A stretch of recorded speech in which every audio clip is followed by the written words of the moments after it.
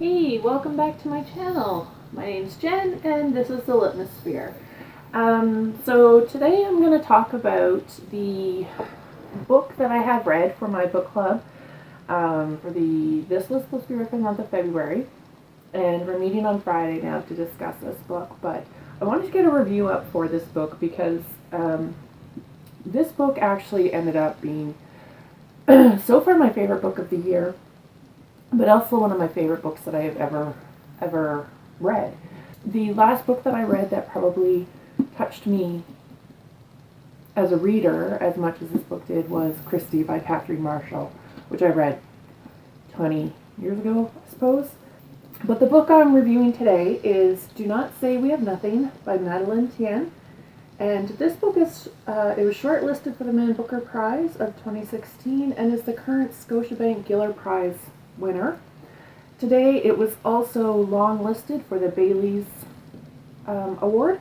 I finished this book, I believe it was last week, and I was moved by this book way more than I thought. This didn't strike me as the type of book that I'd really get into. I didn't really read the synopsis for it before I started reading. I once again will point out that I am horrible for reading synopsises. I either misread them or I read too much into them. So sometimes I choose not to read them at all. But this book was a story. I guess you'd call it more of a family saga. This story started in the 1990s. This is where the book opens, in 1990s in Vancouver.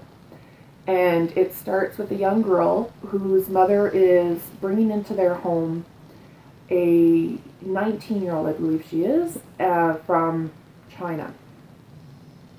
And when this girl comes to their home,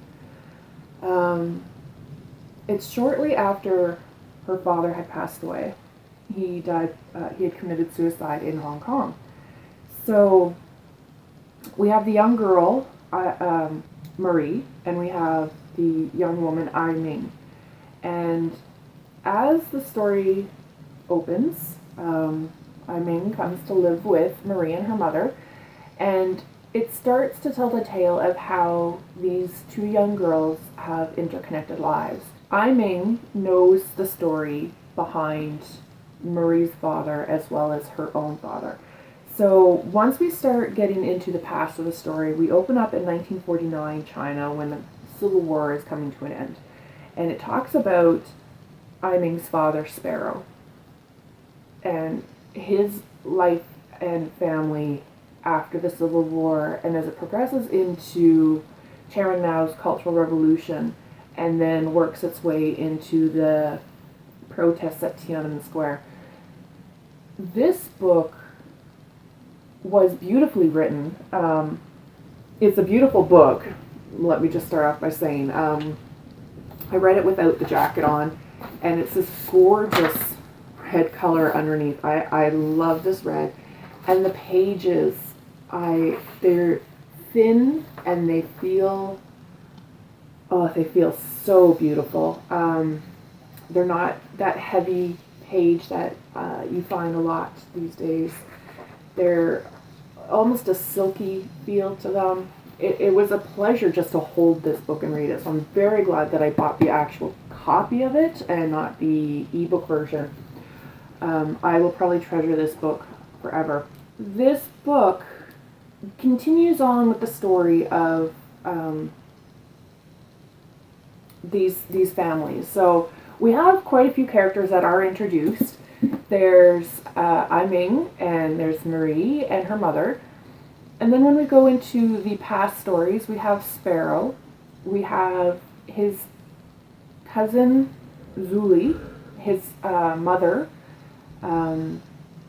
his aunt, the man his aunt marries, who eventually they have the child Zuli, his father, his brothers, and his friend, Kai. This story is intertwined with the classical music genre.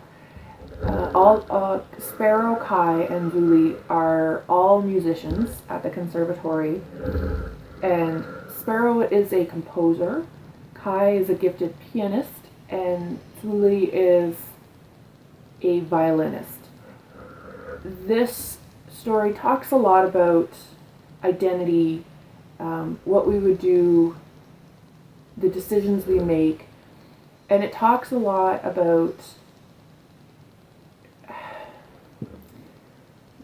it's very hard to talk about this book because it does delve into a lot of different areas, and I'm not sure what part makes it so beautiful. Her writing style just pulls you right in, and I was left in awe with her choice of words and her descriptions and the way she describes composing in Sparrow's head, and the way she continues this family story in this book, and how the lives are progressing from one to the next and the generations are passing. This book actually had me in tears in a few spots. I don't generally cry while reading. I'm considered to be very cold-hearted when it comes to my reading. I tend to read very analytically, and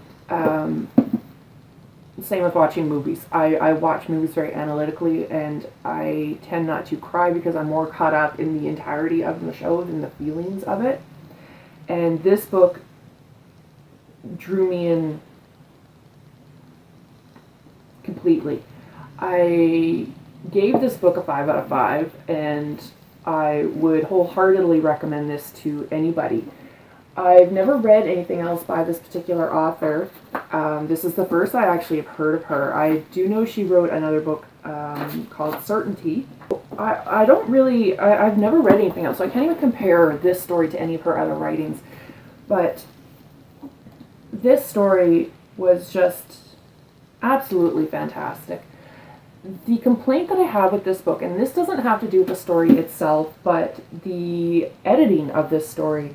This book was published by Alfred A. Knopf Canada. And what I will say about this book, I don't know if I just got a bad copy, but I'd say, I don't even know if I started underlining from the middle on or if it was after that, but there was quite a few editing errors. I was kind of disappointed by that. This is not a cheap book by any means. I did get it on sale, but to pay the regular price is $36 here in Canada, which is outrageous. And I'd say for the last quarter of the book, there was 6 editing mistakes, where there was run-in sentences, there was words missing, there's double words. I wasn't really appreciative of that. It kind of stalled the story for me in those spots. And under normal circumstances, it would have ruined a book for me. I hate poor editing because if you can't read a story fluidly, it detracts from it, unless that is part of the story. If it's a struggle for someone speaking a different language and you're trying to represent that change in translation, and that's part of the story, that's understandable. This was not that. These were basic mistakes. I was really, really surprised, considering the work of this book and considering the cost of this book, the hype that this book has gotten. So for example, Sparrow said he was tilted over trying to expel water from his ear. Where, like, it should be trying to expel water from his ear. Now his hair was standing straight up and he looked like a porpoise. So obviously this isn't a loss in translation communication issue. This is just straight up poor editing, which is very unfortunate. To whom had been dishonest instead of to whom had he been dishonest.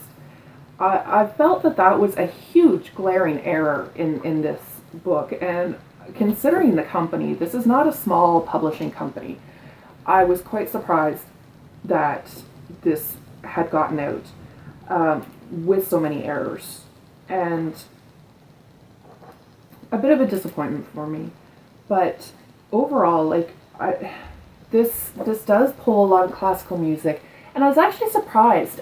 China was heavily influenced by Russian composers and their music. I did not realize that, and I did actually not realize that China was so heavily into classical music, which I know is shocking to say because a lot of well-known violinists and pianists are Asian, but I didn't realize how much of their culture surrounded that, how it was such an important deal.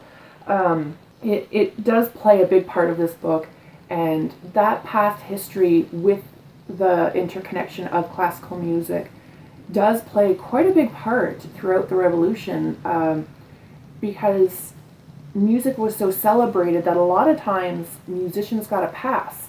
They weren't sent for the re-education programs, and they were often touted as heroes of their country as opposed to counter-revolutionaries or traitors.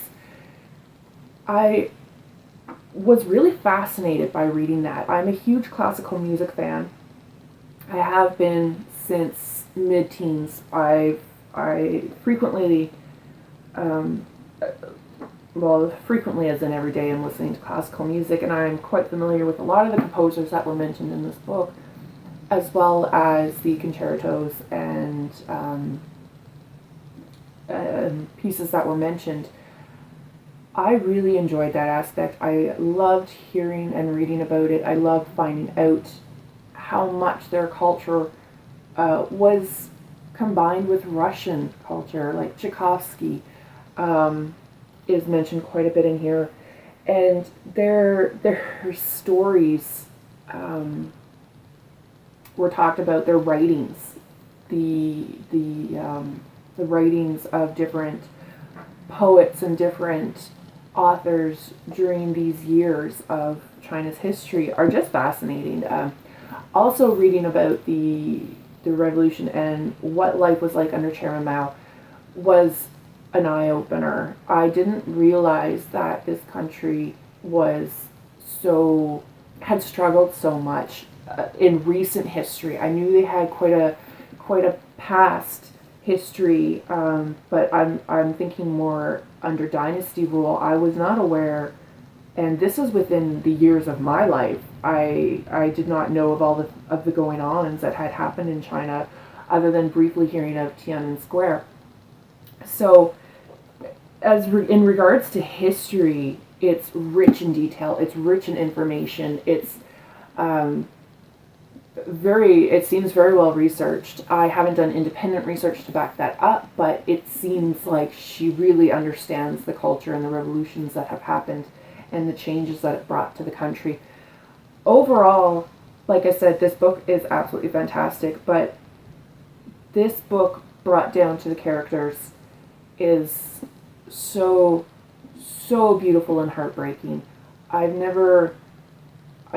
very rarely ever read a book where the characters touch me so much that I'm willing to overlook poor editing, that even if the overall story had been boring, I would have continued reading, but every part of this book was just fascinating and interesting and attention-grabbing and gorgeous and so rich that, I just want to run my fingers through it. And if you can learn by osmosis, if you can gain joy through osmosis, just holding this book brings me joy. So this was my review on Madeline Thien's Do Not Say We Have Nothing. Again, I will be talking about this with my book club on Friday. This was a pick by one of the other ladies that is in my book club, so I can't even take credit for picking this book. This was not mine. It wasn't even on my radar, to be perfectly honest.